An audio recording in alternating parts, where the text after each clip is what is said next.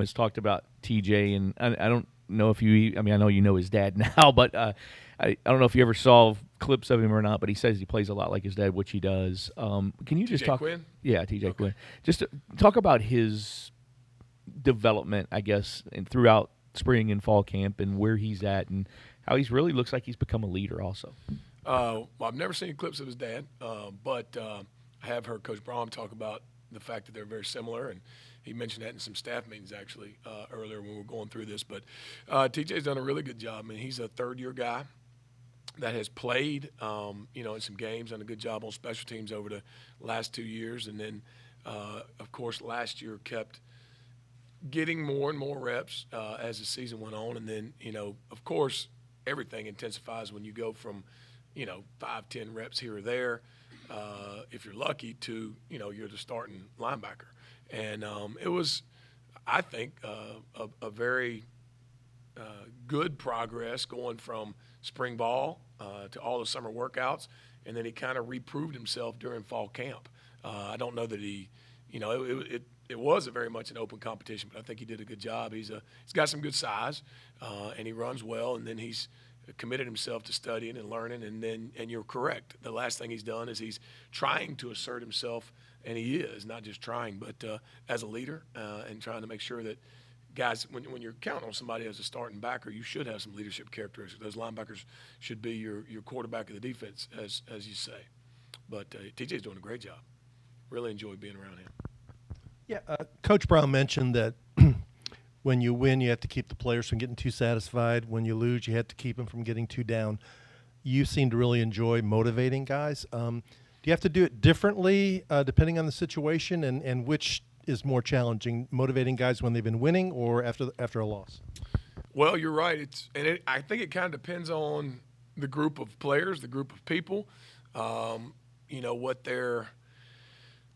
I mean, they're all different, and you're 100% right. If you start winning at a high level or just consistently at all, there is that, you always have that fear as a coach of some type of complacency setting in. You do not want that. That's that's the ultimate sin of, hey, we've arrived, we've done everything we need to do, which by no means have we done that. We're not even close to that. But it can feel good when people are saying, hey, nice job, and all that kind of stuff. But you absolutely have to battle against that. You have to fight that and understand that the only reason you got anything to this point is because you were very hungry and you were very excited to go out and prove yourself, rep in and rep out, not just day in and day out, but every rep out there. So if you can keep that mentality, then it makes it a whole lot easier to keep playing hard.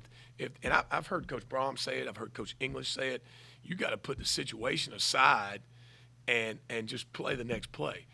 So like you said, if something bad had happened, let's say these weren't 3 victories, let's say they'd been 3 losses, you'd like to think that these young men are going to still come in here with the same mentality, the same attitude, the same, will try, can do mentality to succeed. So no doubt it goes both ways. It wanes both ways. Sometimes when everything's going good, everybody's happy. But you could get complacent. And then sometimes if things are going poorly, people expose their true selves, So, but I think these young men are at a really good place. They've got to continue to assert themselves all week long and prove that again this Saturday at 3:30. So, but it is definitely a different mentality either way you go. Kind of a two-parter. TJ and Stanquan were those 2 guys that really stuffed IU on that 4th down. First, can you just walk us through what you saw from your guys on that play? And second, to see Stanquan developing the way he's been as a freshman, what do you like out of him so far?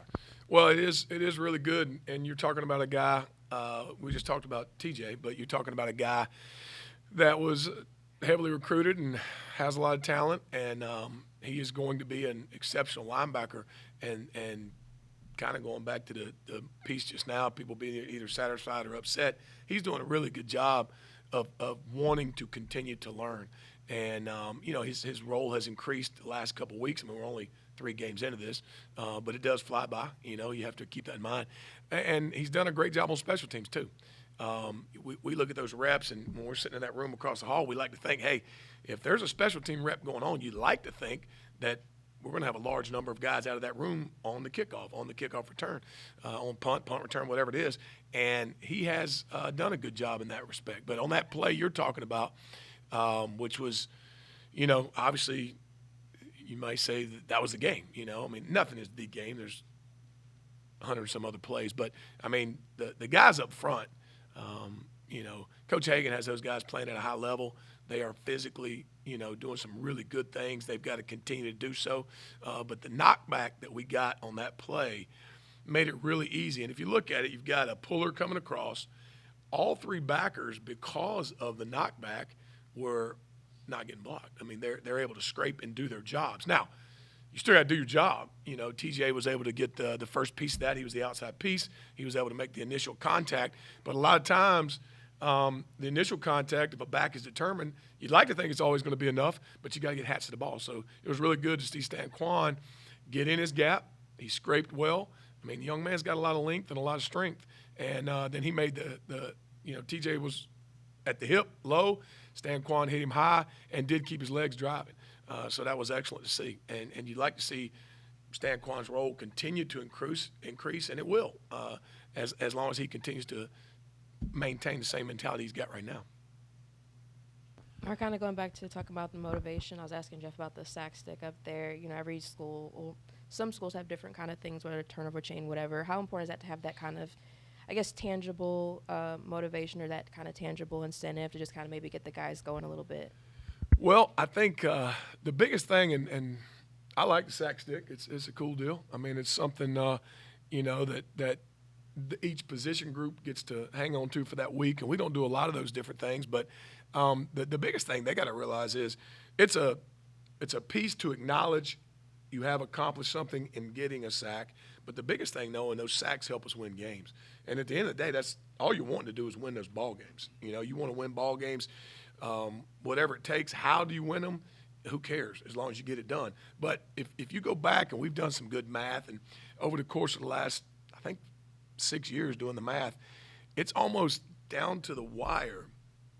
Every time you get a sack on a drive, you got about a 93% chance over the course of a full year of a touchdown coming out of that drive. It's about, over the last 5 years, it's been about 83 to 5%. It's been a little different on that they don't get points at all. So that means even if they got the ball in field goal range, if you get a sack, typically 83 to 85% of the time, there's no points at all.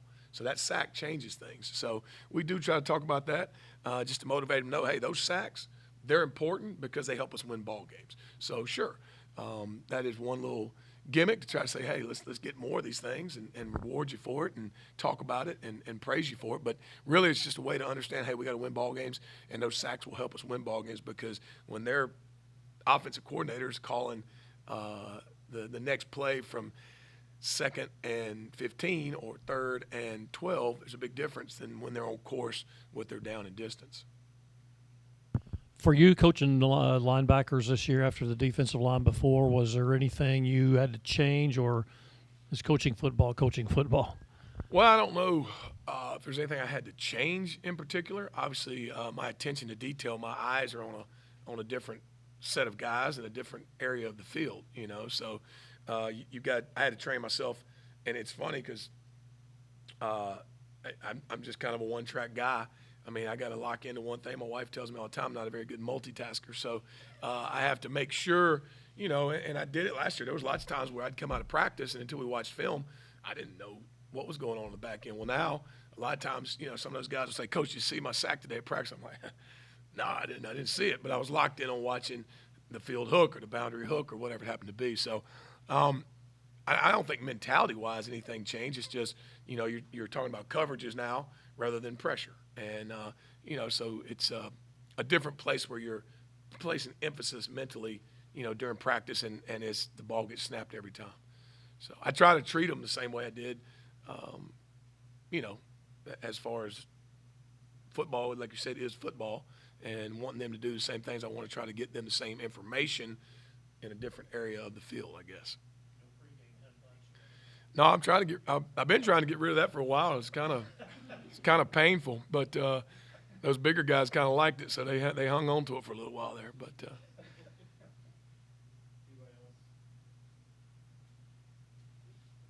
I agree. Thank you.